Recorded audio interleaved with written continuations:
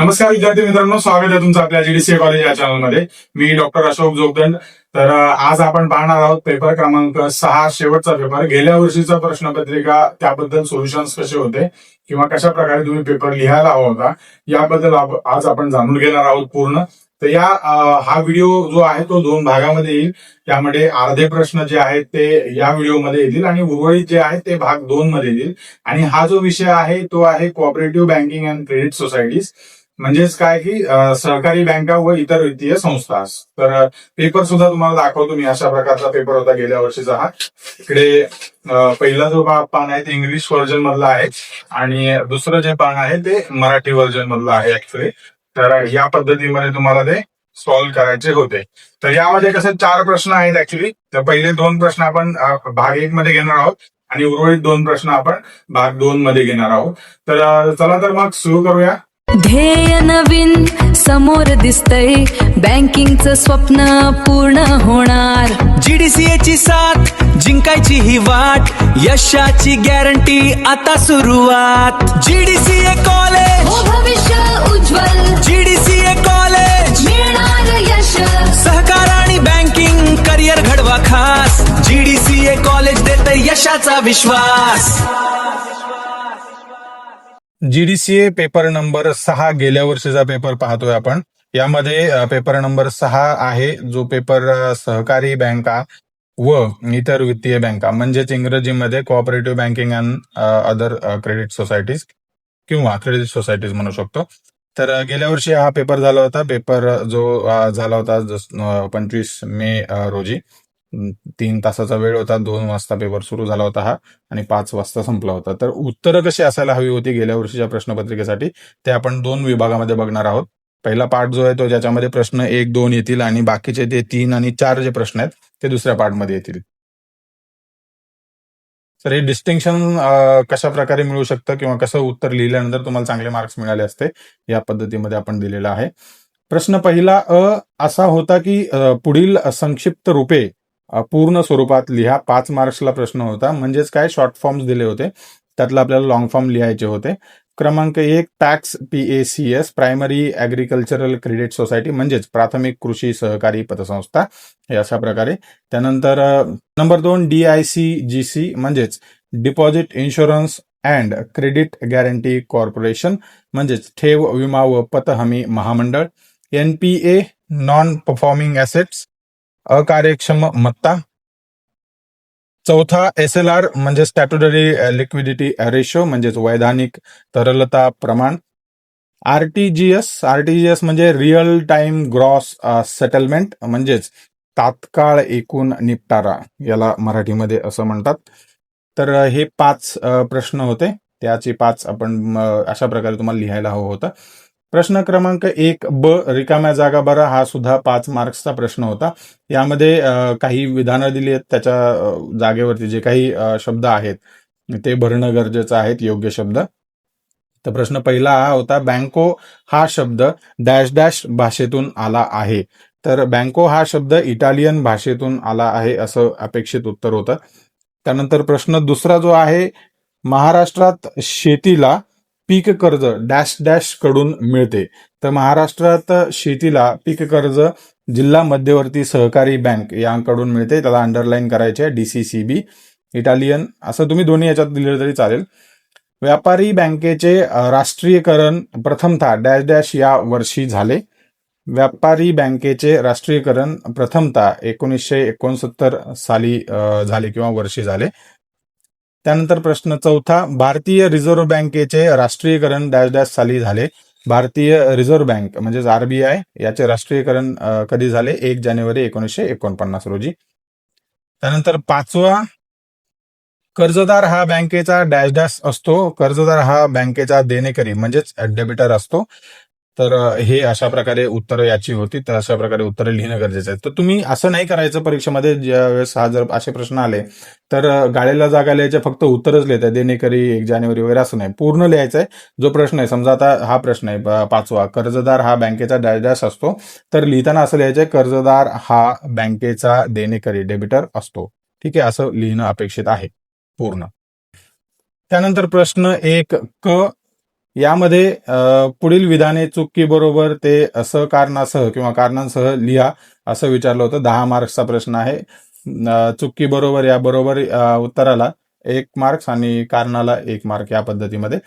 पहिलं विधान होतं सहकारी बँका पतनियंत्रण करतात. तर हे विधान चूक आहे. पतनियंत्रण हे भारतीय रिझर्व्ह बँक RBI करते.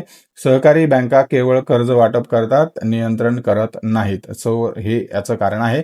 मुदत ठेवीसाठी पासबुक दिले जाते हे चूक आहे, कारण पासबुक बचत खात्यासाठी दिले जाते.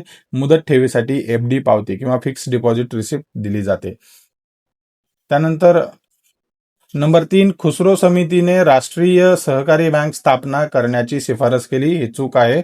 राष्ट्रीय सहकारी बँकेची शिफारस गोरवाला समिती यांनी केली. All India rural credit survey committee 1954 या रोजी केली होती. याचा आपण ऑलरेडी पूर्वी गोरवाला समिती किंवा कमिटीबद्दल आपण बघितलं होतं. खुसरो समितीने 1989 रोजी कृषी पतपुरवठ्याचा आढावा घेतला. तर हे खूप महत्वाचं आहे, लक्षात ठेवा हे. त्यानंतर चौथा प्रश्न, निरसनगृहाच्या कार्यामुळे देणे घेण्याचे व्यवहार कमीत कमी वेळात पूर्ण होतात हे बरोबर आहे. निरसनगृह म्हणजेच क्लिअरिंग हाऊस. सर्व बँकेचे चेक एकाच ठिकाणी जमा करून निव्वळ रकमेचे निपटारे करतात, त्यामुळे वेळ वाचतो हे बरोबर आहे. 5वा, नागरी सहकारी बँक इतर कोणत्याही संस्थेला सभासद म्हणून प्रवेश देऊ शकते हे बरोबर आहे.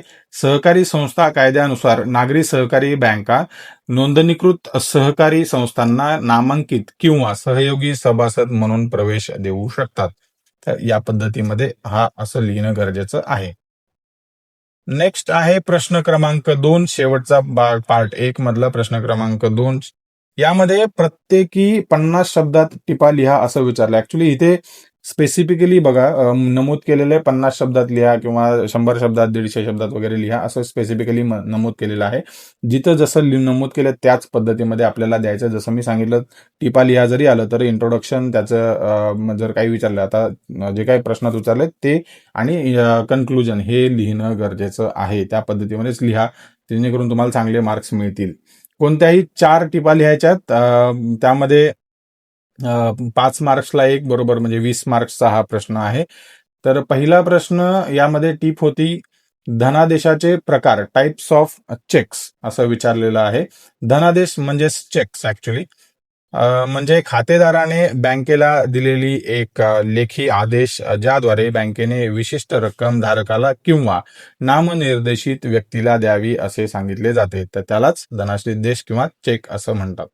धनादेशाचे प्रकार काय आहेत? 1, धनादेश, धारक धनादेश, बेरर चेक, ज्याला मिळेल त्याला द्यावा. सर्वात जोखमीचा प्रकार असतो बेरर चेक, त्यामुळे most of the time bearer check दिला जात नाही, अकाउंट पेज दिला जातो. आदेश धनादेश म्हणजेच ऑर्डर चेक, फक्त नामनिर्देशित व्यक्तीलाच देणे. बेरर शब्द रद्द करून ऑर्डर लिहिलेले असते. त्यानंतर रेषांकित धनादेश म्हणजेच क्रॉस्ड चेक, डाव्या बाजूला 2 समांतर रेषा काढलेल्या असतात. रक्कम खात्यातच जमा होते किंवा कॅश दिली जात नाही. खातेदार धनादेश, अकाउंट पेई चेक, यामध्ये रेषेमध्ये अकाउंट पेई असं लिहिलेलं असतं. सर्वात सुरक्षित प्रकार असतो हा. So most of the time हा प्रकार वापरला जातो, अकाउंट पेई. त्यानंतर पुढील तारखेचा धनादेश म्हणजेच पोस्ट डेटेड चेक, भविष्यातील तारीख असते ज्यामध्ये त्या तारखेपूर्वी वटवता येत नाही. समजा एखाद्या चेकची तारीख 15 असेल, 15 एप्रिल 2026 असेल, तर तो तुम्ही 15 एप्रिललाच किंवा त्याच्यानंतर 3 महिन्यामध्ये तुम्ही करू शकता, किंवा त्याच्या अगोदर तुम्हाला करता येत नाही, म्हणजे 14 तारखेला नाही करता येत, 13 तारखेला पण नाही करता येत. शिळा धनादेश म्हणजेच स्टेल चेक, यामध्ये 3 महिन्यापेक्षा जुना चेक असेल तर बँक स्वीकार करत नाही. तर म्हणजे थोडक्यात काय की जर समजा 15 एप्रिलचा चेक आहे आणि तुम्ही भरताय 15 एप्रिलचा चेक, जो डायरेक्ट 3 महिन्याने भरताय ऍक्च्युली, तर त्या 3 महिन्यानंतर तो ऍक्सेप्ट केला जात नाही. निष्कर्ष काय आहे याचा? धनादेशाचे वेगवेगळे प्रकार वेगवेगळ्या कामासाठी वापरले जातात आणि वेगवेगळ्या प्रमाणात सुरक्षितता प्रोव्हाइड करतात किंवा देतात. त्यानंतर दुसरं आहे प्राथमिक कृषी सहकारी पतसंस्थेचे उद्देश विचारलेले आहेत, ऑब्जेक्टिव्ह ऑफ पॅक्स इंग्रजीमध्ये. त्यानंतर याची प्रस्तावना काय येऊ शकते? पॅक्स ही 3 स्तरीय सहकारी पतरचनेतील तळागाळाची संस्था आहे जी थेट शेतकऱ्यांसोबत गाव पातळीवर काम करते. आता याचे मुख्य उद्देश काय आहेत? शेतकऱ्यांना कमी व्याजदरात आपत्कालीन व मध्यमकालीन कृषी कर्ज देणे, सावकाराच्या जाळ्यातून शेतकऱ्यांची सुटणा करणे व ग्रामीण कर्जबाजारीपणा कमी करणे, सदस्यांमध्ये बचत व काटकसरीची सवय निर्माण करणे, बियाणे, खते, कीटकनाशके वाजवी दरात पुरवठा करणे, ग्रामीण भागाचा आर्थिक विकास घडवून शेतकऱ्यांचे जीवनमान उंचावणे, शेतकरी व उच्च सहकारी संस्थांमधील दुवा म्हणून पॅक्स ही संस्था काम करते. याचा वन लाईनर निष्कर्ष काय येऊ शकतो? पॅक्स भारताच्या ग्रामीण आर्थिक समावेशन व कृषी विकासात महत्वपूर्ण भूमिका बजावते. नंबर 3 काय आहे? अकार्यक्षमता म्हणजेच नॉन परफॉर्मिंग ऍसेट्स, NPA इंग्रजीमध्ये. NPA हा बँकिंग क्षेत्रातील एक महत्वाचा शब्द आहे ज्या कर्जाची परतफेड थांबते व ती बँकेसाठी उत्पन्न निर्माण करत नाही अशा मत्तेला NPA असे म्हणतात. तर ही आणि व्याख्या RBIची व्याख्या काय आहे याच्यासाठी? RBIच्या मार्गदर्शक तत्वानुसार ज्या कर्जाचे व्याज किंवा मुद्दल 90 दिवसांपेक्षा अधिक काळ न भरल्यास ते कर्ज NPA ठरते, नॉन परफॉर्मिंग ऍसेट्स मध्ये जाते. NPA चे वर्गीकरण कशा प्रकारे आहे? अप्रमाणमत्ता म्हणजेच सबस्टँडर्ड ऍसेट्स, NPA 12 महिन्यांपेक्षा कमी. संशयास्पद मत्ता म्हणजेच डाउटफुल ऍसेट्स, NPA 12 महिन्यांपेक्षा अधिक काळ. नुकसानमत्ता म्हणजेच लॉस ऍसेट्स, वसुली अशक्य, नुकसान निश्चित पण अजून बाद केलेले नाही. सो लॉस ऍसेट्स यामध्ये मोडलं जातं. NPA चे दुष्परिणाम काय होतात? बँकेची नफा क्षमता कमी होते, नवे कर्ज देण्याची क्षमता घटते, बँकेच्या एकूण आर्थिक आरोग्यावर गंभीर परिणाम होतात किंवा परिणाम होतो आपण लिहू शकतो. निष्कर्ष काय आहे याचा या NPA साठी? उच्च NPA ही बँकेसाठी गंभीर समस्या आहे. बँकांनी NPA नियंत्रणासाठी प्रतिबंधात्मक उपाय केले पाहिजेत. सो खूप महत्वाचं आहे. नंबर 4 बँक ग्राहक परस्पर संबंध, बँकर कस्टमर रिलेशनशिप म्हणतो आपण इंग्रजीमध्ये त्याला. बँक याची प्रस्तावना काय लिहू शकता तुम्ही? इथे प्रस्तावना लिहा, ऍक्च्युली मी लिहिलेलं नाही इथे, पण इथे प्रस्तावना लिहा त्याच्या खाली असं सुरू करा ऍक्च्युली. तर बँक आणि ग्राहक यांचा संबंध हा कायदेशीर व व्यावसायिक स्वरूपाचा असतो. या संबंधामुळे दोन्ही पक्षांना हक्क व जबाबदाऱ्या निर्माण होतात.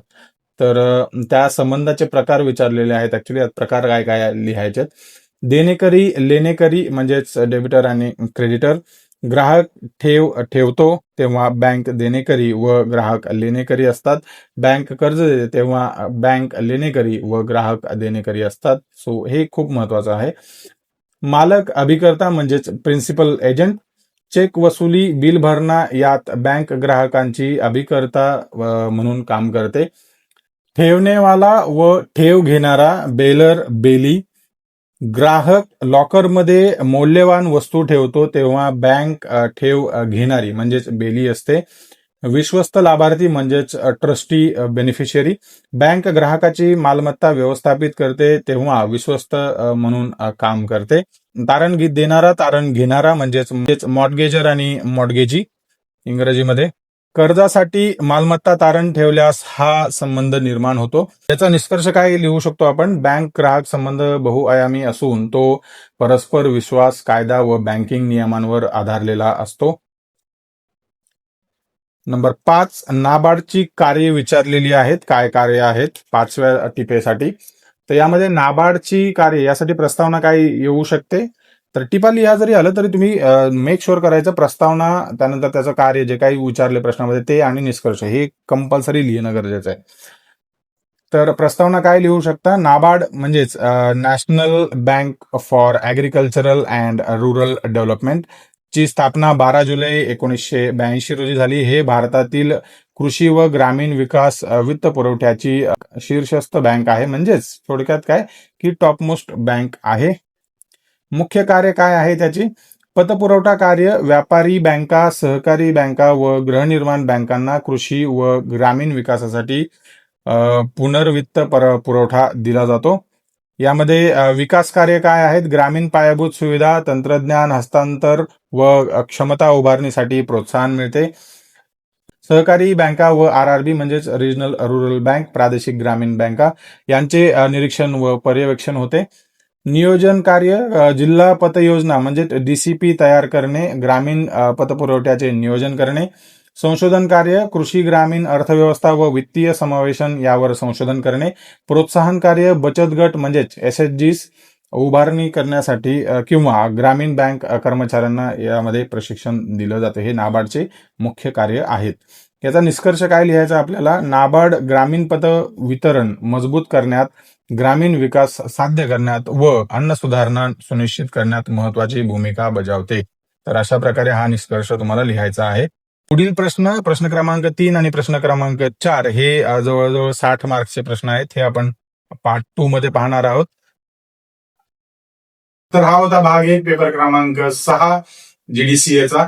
गेल्या वर्षीचा पेपर होता. तर यामध्ये आपण पाहिले की प्रश्न क्रमांक 1 आणि 2 आणि पेपरचं नाव होतं cooperative banking and other credit societies हा विषय होता. तर भाग 2 मध्ये आपण उर्वरित 2 प्रश्न पाहणार आहोत, 3 आणि 4 नंबरचे. व्हिडिओ आवडला असेल तर व्हिडिओ लाईक करा, शेअर करा, तुमच्या कमेंट्स कळू द्या आम्हाला. काही तुम्हाला रिस्पॉन्स कुठल्या गोष्टीचा पाहिजे किंवा काही गोष्टी हव्या आहेत तुम्हाला, तर त्याही तुम्हाला प्रत्येक प्रश्नाचं सोल्युशन दिलं जाईल. जेवढं शक्य आहे तेवढ्या प्रत्येक गोष्टीला तुम्हाला सोल्युशन्स दिले जातील. भेटूया पुढील व्हिडिओमध्ये उर्वरित प्रश्नांसह. तोपर्यंत नमस्कार.